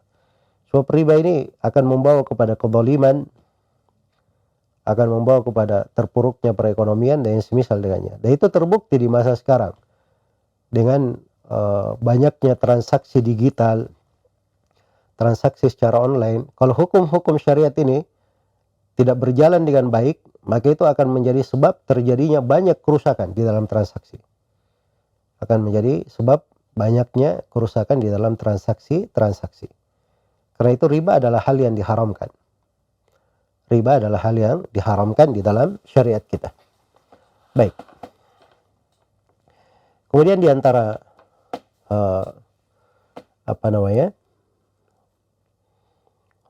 di antara sifat seorang pebisnis, ya tidak boleh dia mendekati hal-hal yang bersifat kezaliman terhadap manusia. Ya, ini di dalam bisnis ini, di dalam usul al-buyu al-muharramah, di dalam pokok jual beli transaksi yang diharamkan, itu sebab diharamkannya transaksi itu banyak. Sebab diharamkannya sebuah transaksi itu banyak. Ada 3 sebab pokok diharamkannya sebuah transaksi. Yang pertama karena riba, ini sudah kita terangkan. Yang kedua karena kezaliman. Kezaliman ini banyak bentuknya. Banyak bentuknya. Di antara bentuknya tadi at-tatfif, di antara bentuknya mengurangi timbangan, di antara bentuknya juga an-najash. An-najash ini dalam melelang barang ya, dalam melelang barang. Misalnya ada orang yang menawar barang, ini barang saya mau jual. Siapa yang ngambil dengan harga yang paling tinggi saya ambil. Apa saya lepas barangnya. Maka dia bukalah harga. Misalnya ini harga saya buka dari 1 juta. Mulai ada yang nawar, oh saya ambil 1.100.000. Ada yang nawar lagi 1.200.000. Ada yang nawar lagi 1.300.000. Iya. Nah, di situ ada orang teman si penjual atau musuh si pembeli. Teman si penjual atau musuh si pembeli. Ya. Dia kadang ingin memberi manfaat. Ya kalau temannya si penjual ini dia sengaja menawar. Sudah ada yang tawar 1,3 tadi. Oh dia sengaja tawar, saya 2 juta. Padahal dia tidak mau beli. Cuma untuk memberi manfaat kepada si penjual. Atau di situ ada musuhnya misalnya yang dia beli 1,3. Oh saya tawar 1,5. Pasti dia naik ini 1,6. Begitu dia sudah naik 1,6, ya sudah dia berhenti. Sengaja hanya untuk membuat orang rugi saja. Ini namanya najash. Dan ini sebab permusuhan. Dan ini tidak diperbolehkan. Iya. Najash itu bentuknya seperti itu. Adapun transaksi dengan cara lelang, lelang itu boleh-boleh saja. Ya, tapi jangan ada bentuk seperti itu ya. Itu kezaliman namanya. Tapi kalau dia lepas ini barang saya jual, siapa yang ambil dengan harga tertinggi silahkan, itu boleh saja. Itu tidak dipermasalahkan. Itu namanya an-najash. Apa namanya? Bukan namanya an-najash. Tapi itu lelang yang diperbolehkan. Iya. Baik. Kemudian dari sifat di dalam bisnis syar'i itu tidak boleh dia mengangkat harga yang menyebabkan bahaya kepada manusia. Atau sebelum saya pindah ke situ, saya tadi sebutkan 3 sebab pokok transaksi yang diharamkan. Riba, kemudian yang kedua kezaliman, kemudian yang ketiga tadi adalah al-gharar. Adanya ketidakjelasan. Karena itu di Sahih Muslim dari hadits Abu Hurairah, naha Rasulullah sallallahu alaihi wasallam anil gharar. Rasulullah sallallahu alaihi wasallam itu melarang dari transaksi gharar. Hal yang tidak jelas. Karena itu dilarang untuk menjual janin yang masih ada di perut hewan. Misalnya dijual janinnya. Nah, karena itu gharar, tidak jelas. Ya, berapa banyak di situ. Atau janinnya ini keluar nanti hidup atau tidak. Atau janinnya ini akan begini dan begitu. Nah, itu belum ada yang tahu. Maka menjualnya di kondisi yang seperti itu disebut sebagai gharar. Dan itu dilarang di dalam syariat. Dilarang di dalam syariat. Sebab itu tidak jelas. Itu dari transaksi yang tidak jelas. Iya. Baik. Nah, ini gharar ini masuk di dalam banyak jenis transaksi yang dilarang. Sebabnya adalah karena gharar. Karena ketidakjelasan. Karena ketidakjelasan itu tadi. Baik, kemudian kita berpindah kepada akhlak yang lain dari etika seorang pebisnis itu. Dia tidak mengangkat harga pada hal yang membahayakan orang. Pada hal yang membahayakan orang. Ya, sering ada yang bertanya ya, kita kalau berbisnis, itu berapa banyak kita bisa mengambil keuntungan? Berapa persen kita bisa mengambil keuntungan? Bisakah saya ambil keuntungan 100%? Atau malah 200%? Atau malah 500%? Apakah ada batasan berapa persen kita ambil keuntungan? Jawabannya sebenarnya tidak ada batasan ya. Menurut mayoritas ulama, tidak ada batasan. Ada di kalangan sebagian ulama Malikiyah itu, dia berdalilkan dengan hadits ats-tsuluts wa tsulusu katsir. Ya, tapi itu pendalilan bukan pada tempatnya ya. Yang benarnya tidak ada batasan. Ya, tidak ada batasan. Baik. Ya, tidak ada batasannya, boleh mengambil berapa persen dari keuntungan. Hanya saja diikat dengan ketentuan. Ketentuan yang pertama, keuntungan yang diambil itu dalam batasan yang lumrah, sudah biasa di tengah manusia. Kemudian ketentuan yang kedua,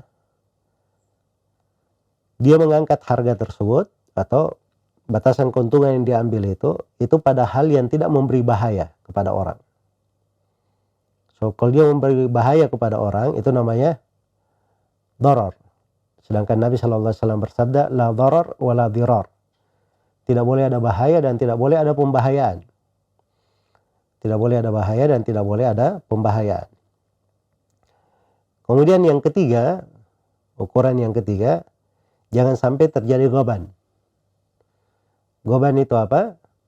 Dia sudah menjual sesuatu dengan suatu harga, ternyata dicek di toko-toko lain harganya tidak seperti itu. Ya, itu tidak diperbolehkan. Itu namanya ghaban ya. Saya misalnya masuk ke sebuah toko, saya beli barang, harganya 1 juta. Setelah keluar saya dari toko itu, saya ke toko sebelahnya, saya dapati barang yang sama, harganya cuma 500.000. Nah, ini saya harus perjelas lagi. Saya ke toko sebelahnya lagi, ternyata 500.000. Untuk lebih meyakinkan lagi, saya ke toko sebelahnya lagi. 3 toko sudah saya tanya, semuanya 500.000.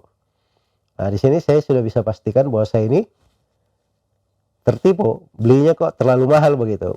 Bukan tertipu ya, tapi saya kena ghaban, rugi. Belinya terlalu mahal 1 juta. Nah, kalau terjadi kondisi seperti ini, itu dalam fikih syariat, itu boleh ada khiyar. Kita boleh kembalikan barang itu. Boleh kita kembalikan barang tersebut. Jadi tidak boleh orang bikin di tokonya, dia tulis di situ ya, barang yang sudah dibeli dilarang dikembalikan. Nah, itu tidak boleh nulis seperti itu. Itu kalau ada di politik syar'i, itu pemerintah harus melarang. Kalau ada pemilik toko yang menulis seperti itu harus dilarang. Iya, harus dilarang. Kenapa? Sebab mungkin saja barangnya ada aibnya. Kalau ada aibnya, boleh dikembalikan. Kenapa tidak boleh dikembalikan? Atau seperti kasus yang saya sebutkan tadi, saya di toko sebelah semua 500.000, masa dia jual ke saya 1 juta? Yaitu saya berhak untuk mengembalikan. Berhak untuk mengembalikan. Baik, dan itu dibolehkan di dalam syariat kita. Karena itu mengangkat harga atau memberi harga, itu ketentuannya 3 syarat tadi. Syarat yang pertama lumrah di tengah manusia. Syarat yang kedua tidak menjadikan bahaya tengah orang. Kemudian syarat yang ketiga tidak ada ghaban di situ. Ghaban itu contoh yang saya berikan tadi. Iya. Ya kalau terpenuhi 3 syarat maka itu tidak ada masalah. Baik. Kemudian dari etika seorang pebisnis juga adalah dermawan, as-samaha. Dermawan di dalam menjual, dermawan di dalam membeli. Iya. Dermawan di dalam membeli. Baik. Rasulullah Shallallahu Alaihi Wasallam bersabda dalam hadits Jabir riwayat Bukhari, rahimallahu imra'an atau rahimallahu rajulan samhan idza ba'a wa samhan idza ishtara wa samhan idza iqtada. Allah merahmati seorang lelaki, dia pemurah ketika dia menjual, dia pemurah ketika dia membeli, dia pemurah ketika dia lunasi hutangnya. Bagaimana itu dia pemurah ketika menjual? Kalau dia menjual, dia Masya Allah dermawan. Ini saya sudah untung di sini. Saya jual begini saja, tidak usah terlalu tinggi. Tidak usah terlalu tinggi. Itu pemurah namanya. Berapa harga barang Bapak ini, berapa harganya? Orang umumnya jual 100.000. Dia jual 100.000, sebenarnya 100.000 Pak. Tapi barang itu memang harganya cuman, modal dia cuma 50.000. Nah, begitu ditawar 80.000 saja Pak, boleh atau tidak? Ditanya kepadanya. Terus dia jawab, boleh saya ambil, nggak ada masalah. Saya sudah untung 30.000, nggak ada masalah. Nah, itu pemurah sebenarnya, pemurah. Ya. Tapi ini sekali lagi di batasan dia tidak membahayakan orang-orang di sekitarnya. Kalau para pedagang misalnya semuanya jual harga 100.000, tiba-tiba dia jual 80.000, itu kan membahayakan orang namanya. Nah, itu sifat bisnis yang tidak sehat ya, seperti itu. Kita juga jangan karena ingin berbuat baik kita membahayakan orang lain, tidak boleh seperti itu. Kita jual sebagaimana umumnya orang menjual. Tapi kalau dia bermurah hati kepada orang, itu adalah hal yang baik. Itu dari sifat seorang pebisnis. Demikian pula kalau dia membeli. Membelinya itu pemurah. Bagus, dermawan. Ya kadang ada orang kalau dia beli dia tidak mau tawar-tawar. Ya saya berapapun dibilang harga saya beli. Ya itu untungnya dia juga. Ada sebagian orang kalau apalagi kalau di kaki 5 dia beli, berapa harga airnya? 5.000. Padahal kalau dia beli di toko-toko ini airnya cuma 3.000. Dia nggak tawar lagi, cuma beli aja. Itu pemurah namanya. Membeli. Berapa harganya? 10.000. Dia beli saja. Dia tahu ini apa namanya, pedagang kecil, orang-orang yang memang perlu untung. Ya, maka dia beli untuk itu. Itu adalah hal yang baik. Demikian pula kalau dia iqtada, menunaikan hutangnya. Misalnya dia berhutang 10 juta. Orang memberi kepada dia hutang 10 juta. Tapi begitu dia kembalikan 11 juta. Nah, itu nggak ada masalah ya. Itu masalah, itu dari kemurahan hati. Yang dilarang itu kalau si peminjam, si pemilik piutang itu tadi, dia beri 10 juta, dia bilang nanti kamu kembalikan 11 juta. Itu baru dilarang. Tapi kalau orang yang mengutangi ikhlas, nih saya beri 10 juta. Diberikan ke saya begitu saya balikkan, nah, maka dari yang dipuji di hadits itu saya lebihkan ketika saya membayarnya, saya melunasi hutang saya. Iya. Demikian pula dari as-samaha. Kalau misalnya ada orang-orang yang kesusahan, kita berbisnis ya, memberi kepadanya apa namanya, piutang, atau kita beri barang, kemudian dia ada menunggak, ya, menunggak misalnya, maka dari kemurahan itu kita beri kepadanya waktu luang. Ya, kita beri kepadanya waktu luang. Karena itu dalam hadits riwayat Bukhari dan Muslim dikatakan kana tajirun yudayinun nas. Fa idza ra'a mu'siran qala li fityanihi tajawazu anhu. La'alla Allah ayatajawaza anna. Fatajawaza Allahu anhu. Kata Nabi sallallahu alaihi wasallam, ada seorang pedagang, dia memberi hutang kepada orang. Dia memberi barang, dibayar secara berkala dengan tempo. Jadi kalau ada yang kesusahan belum mampu membayar pada temponya, maka dia kata kepada pegawainya, biarkan dia, maafkan saja, biarkan, beri waktu luang dia supaya dia bisa melunasinya. Atau kadang dia bilang, oh sudah, biarkan, maafkan saja, anggap saja selesai. Kenapa dia lakukan itu? Harapannya semoga Allah Subhanahu wa taala juga membiarkan dosa-dosa saya tidak diperhitungkan lagi pada dosa-dosaku. Maka Allah pun mengampuni dosa-dosanya. Allah mengampuni dosa-dosa hamba tersebut. Dan dari keindahannya juga di dalam Sahih Muslim Rasulullah sallallahu alaihi wasallam bersabda, "Man andhara mu'siran aw wada'a anhu adallahu Allahu fi dhilli." Siapa yang memberi waktu luang kepada orang yang kesusahan. Harusnya dia sudah bayar tapi belum bisa bayar ini. Dia beri waktu luang. Atau diletakkan darinya, dia gugurkan malah. Sudah tidak usah kau bayar. Maka Allah akan teduhi dia di bawah teduhan arsy-Nya. Akan diteduhi dia di bawah teduhan arsy-Nya pada hari kiamat. Jadi sebab dia menaungi orang, memberi kelapangan, memberi tempo lagi, ya.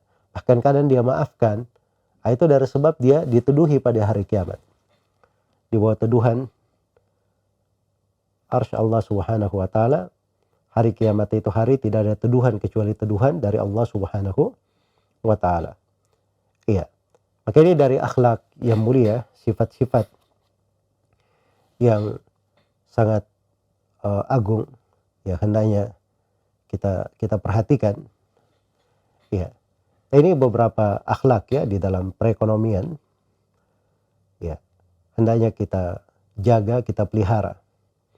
Ya, karena itu peningkatan ekonomi kreatif syariah khususnya di masa pandemi ini itu adalah suatu proyek, suatu tema yang harus kita dukung. Ya, dan harus kita mempelajari dari fikihnya. Berusaha masuk ke seluk-beluknya dan berusaha untuk menunjukkan seluk-beluk atau menunjukkan solusi-solusi ya di dalam berbagai permasalahan-permasalahan ekonomi yang menimpa umat pada saat ini. Iya. Karena itu kita perlu memikirkan bagaimana suatu perekonomian yang kreatif, tapi tentunya semuanya dengan basis syariah, sesuai dengan ketentuan Allah dan Rasulnya, tidak ada pelanggaran syariat di dalamnya. Iya. Dan itu dari sebab kebaikan di tengah manusia, dari sumber ketaatan yang sangat indah sebagaimana yang telah diterangkan. Dan di sini ada sektor ya, saya sudah isyaratkan ya di awal pertemuan bahwa di kondisi pandemi itu seorang itu hendaknya lebih banyak main di sektor realnya. Di sektor realnya. Ya, karena di sektor keuangan itu banyak hal yang kadang tidak jelas di sektor keuangan. Bahkan kadang bisa terpapar di masa pandemi itu sangat berat sekali di sektor keuangan. Tapi kalau kita main di sektor real, ya langsung, apalagi kalau langsung menyangkut kebutuhan pokok di tengah masyarakat, maka itu sangat penting sekali. Ya, sangat penting sekali untuk dikembangkan. Ya, dan mungkin apa yang dikaji, akan diberikan nanti beberapa ketentuan-ketentuan dan beberapa masukan lain dari pemateri-pemateri kita yang akan datang. Kita akan mengambil manfaat-manfaat di belakang hal tersebut. Dan ini juga kita di negeri kita ini dengan berbagai potensinya itu sedang dikembangkan produk halal, ya sedang dikembangkan produk-produk halal.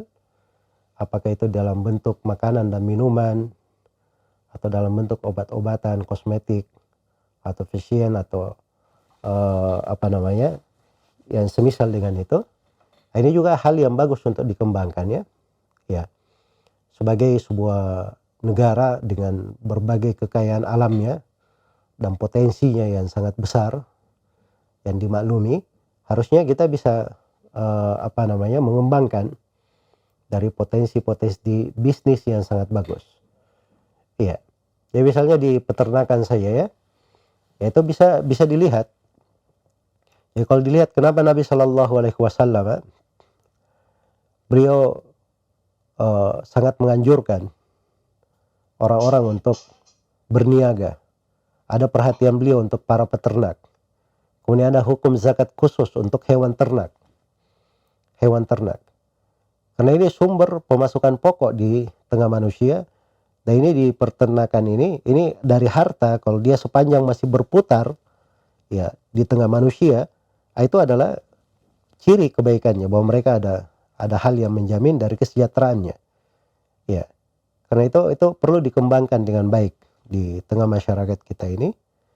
ya dikembangkan dengan baik. Jadi sektor-sektor real yang seperti yang terkait dengan keperluan pokoknya, apakah di peternakan, di pertanian, di hasil bumi, atau di perniagaan, barang-barang perniagaan, kemudian dijaga eksistensi dari pasarnya, ya bagaimana pasar itu berfungsi dengan bagus, menghasilkan dengan baik, ya. Dan dilihat juga di sektor-sektor yang lainnya, maka itu adalah hal yang luar biasa di dalam membangun perekonomian. Karena aset-aset yang dilihat, saya berbicara kepada aset ya, ini saya ingin berikan gambaran-gambaran hal yang merupakan dasar yang dibicarakan, ya, dasar-dasar yang dibicarakan atau aset-aset yang memang itu merupakan hal yang diperhatikan di dalam perekonomian Islam, ya. Aset pokok yang merupakan perhatian di dalam sudut ilmu perekonomian itu adalah di pembahasan wakaf, ya. Satu di pembahasan wakafnya, karena pada wakaf itu banyak sekali hal-hal yang menjamin perekonomian dan menjamin kebaikan untuk masyarakat secara umum. Kemudian yang kedua, di dalam tanah-tanah kepemilikan umum yang dikuasai oleh negara, dalam aset-aset umum yang dikuasai oleh negara. Kemudian yang ketiga, dalam keperluan-keperluan pokok terkait dengan air, terkait dengan rerumputan, terkait dengan api, ya. Ini hal yang pokok dan itu aset yang dijaga, ya. Semisal dengannya hal-hal asasi yang telah saya sebutkan tadi. Kemudian yang keempat dari sumber perekonomian pokok itu terkait dengan hasil tambang, ya, hasil tambang, ya, yang masuk di dalam lingkup wilayah umum, ya. Sebab tambang itu kalau masuk dalam lingkup wilayah pribadi ada hasilnya, maka itu masuk ke pemilikan pribadi. Tapi kalau masuk di lingkup umum, itu masih dikuasai oleh negara namanya. Tidak boleh ada yang masuk ke situ kalau dia bukan negara. Ya, kalau misalnya dapat di mana begitu ada gunung emas, itu milik negara, tidak boleh ada yang pergi ngambil di situ. Jauh berkata, oh saya nemu atau apa segala macam, tidak boleh. Tapi itu terkait dengan masalah negara. Sebab itu digunakan untuk kemaslahatan umum. Demikian pula dari faktor pokok di tegaknya sebuah perekonomian itu terkait dengan zakat.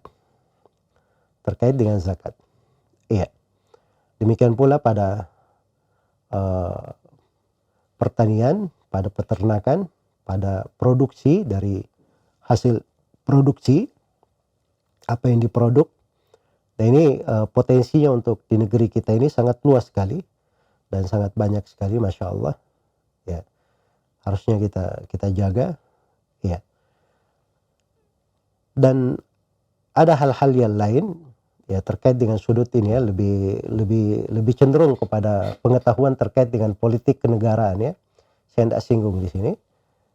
Ya, tapi secara umum kalau kita dalam sebuah lembaga, sebuah masyarakat atau suatu kelompok perniagaan ingin masuk ke dalam membangun kekuatan ekonomi, maka kita lihat sumber-sumber penghasilan kekuatan ekonomi itu dari mana. Kita menggarapnya ke situ. Ya, dan itu sudah tepat, ya, kita masuk ke dalam sektor real, khususnya terkait dengan peternakan misalnya, itu banyak hal yang kita bisa masuk di situ. Dan mungkin teman-teman lebih tahu daripada saya, di produk halal di situ itu masya Allah, ya, kalau dikelola bagus saja banyak sekali dari produk halal yang bisa kita garap di sektor peternakan ini. Jadi mungkin beberapa hal dari etika, dari gambaran-gambaran bagaimana gambaran suatu wirausaha, bisnis, ekonomi itu dalam Islam, bagaimana etika-etika dan adab-adabnya. Semoga Allah Subhanahu wa taala menjadikan kita semua sebagai orang-orang yang mendengarkan ucapan kemudian mengikuti yang terbaiknya, dan semoga apa yang diterangkan dari fikih dan pembahasan di kajian ini bermanfaat untuk semuanya, dan saya kembalikan kepada moderator untuk kelanjutan dari sesi tanya jawab. Ya, Allah taala alam.